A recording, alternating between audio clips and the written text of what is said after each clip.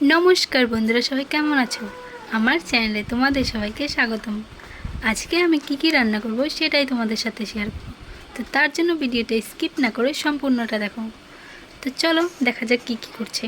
তো এইখানে মা কাঁচকলা কেটে নিল, তারপরে এইছে আলুকে মেশিন দিয়ে ঝিরিঝিরি করে কেটে নিল, আলুর বড়া বানাবো তাই। আর এইখানে কেটে নিল আলুকে চাকচাক করে, আলু দিয়ে আর এইছে কলা দিয়ে একটা সবজি বানাবো। আর এইখানে টমেটো আর কাঁচা লঙ্কাও কেটে নিল। তো রান্নার আগেই মা বলে কি কিছু খেয়ে নে তারপরে রান্নাটা বসাইছি, তাই জন্য এখানে ভাই মুড়ি মাখা করলো আম তেল দিয়ে। তো মুড়ি মাখা খেয়ে নিচ্ছি, তারপরে আমি মুড়ি মাখা খেতে খেতেই দেখি যে মা আগুনটা ধরিয়ে দিল আর বড়াগুলোও ভাজা শুরু করে দিল। তো আমি ওখানে গিয়ে বড়াগুলোকে একটু নাড়ে চাড়ে উল্টিয়ে নিচ্ছি, নয়তো তো পুড়ে যেতে পারে, তাই এগুলোকে উল্টে পাল্টে ভাজা করে নিচ্ছি। এইখানে আরও একটু বড়া ভাজা করতে লাগবে, ওগুলো ভাজা হয়নি, তো এগুলো আমি ভাজা করে নিচ্ছি, একটা একটা করে দিয়ে নিচ্ছি গোল গোল করে। তারপরে এগুলোকে উল্টে পাল্টে লাল লাল করে ভেজে নিলাম। তো এখন আমার বড়া ভাজা কমপ্লিট হয়ে গেছে।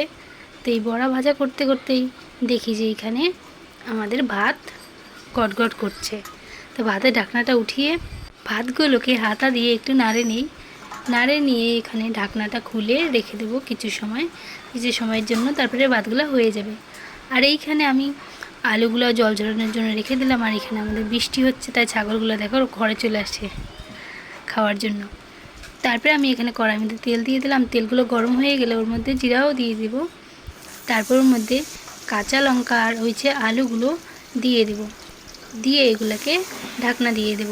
ঢাকনা দিয়ে 5-6 মিনিট রেখে দিয়ে তারপরে ঢাকনাটা উঠিয়ে ওর মধ্যে স্বাদ অনুসারে নুন দিয়ে দেব। তারপরে এখানে খুন্তি দিয়ে এই সবজিগুলোকে একটু নাড়াচাড়া করে নেবো যেন লবণগুলো এই সবজির সাথে মিক্স হয়ে যায়।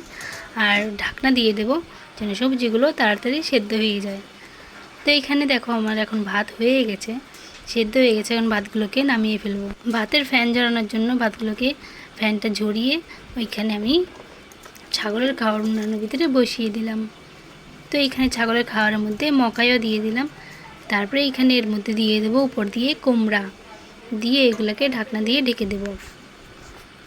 তো এখন আমি সবজির কড়াইটা ওই সাইডে দিলাম, কারণ ওই সাইডে আগুনের তাপটা বেশি থাকে, তো সবজিগুলো তাড়াতাড়ি হয়ে যাবে।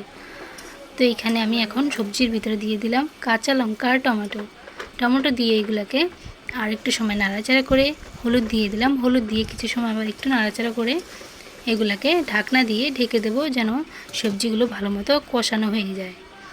তো এখন অনেক সময় পর ঢাকনাটা উঠিয়ে দেখি সবজিগুলো অনেকটাই কষানো হয়ে গেছে। তখন ওর মধ্যে দিয়ে দেব জল দেওয়ার পর সবজিগুলোকে একটু নাড়াচাড়া করে ওইগুলো আবার সেম ঢাকনা দিয়ে ঢেকে দেব। তারপরে এখানে আমার ছাগলের খাবার সেদ্ধ হয়ে গেছে, তো ছাগলের খাবারগুলো নামিয়ে ফেললাম। আর এখানে মা এসে আরেকটা কড়াই উনানের ভিতরে বসিয়ে দিল, কারণ বাবা মাঠের থেকে এসে বলে যে বাবার জন্য শিং মাছ রান্না করতে। তো মা এখানে শিং মাছ কেটে আনলো, তা আমি এগুলোকে নুন হলুদ দিয়ে একটু মেখে নেব। মাছকে তো ভাজার আগে নুন হলুদ দিতেই লাগে। আর এইখান দিয়ে আমার সবজিগুলোও গটগট হয়ে গেছে, মানে সবজিগুলো প্রায় হয়ে আসছে। তো ওর মধ্যে দিয়ে দিলাম এখন জিরে বাটা, তারপরে সবজিগুলোকে একটু সময় নাড়াচাড়া করে নিলাম।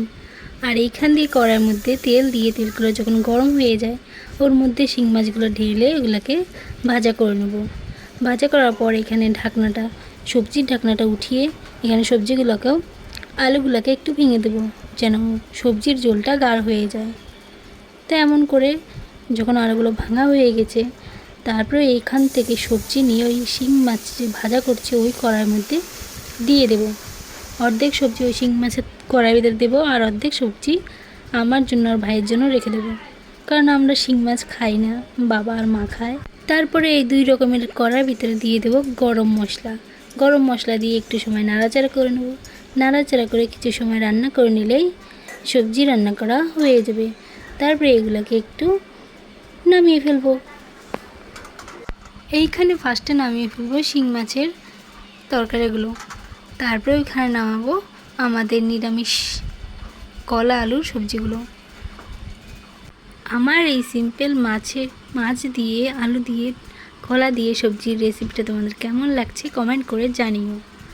তো এইখানে আমি ঘরটর ঝাড়ু দিয়ে সব কিছু গুছিয়ে তারপর বসে গেলাম খাওয়ার জন্য। এখানে নিয়ে নিলাম আলুর বড়া আর রয়েছে কলা দিয়ে আলু দিয়ে সবজি। তো এখন আমি খাওয়া স্টার্ট করছি। আমার ভিডিওটা তোমাদের কেমন লাগছে কমেন্ট করে জানিও। যদি ভালো লেগে থাকে তাহলে লাইক করে দেবে এবং চ্যানেলটাকে সাবস্ক্রাইব করতে ভুলবে না। আজকের জন্য এতটুকুই, দেখা হচ্ছে নেক্সট ভিডিওতে। টাটা।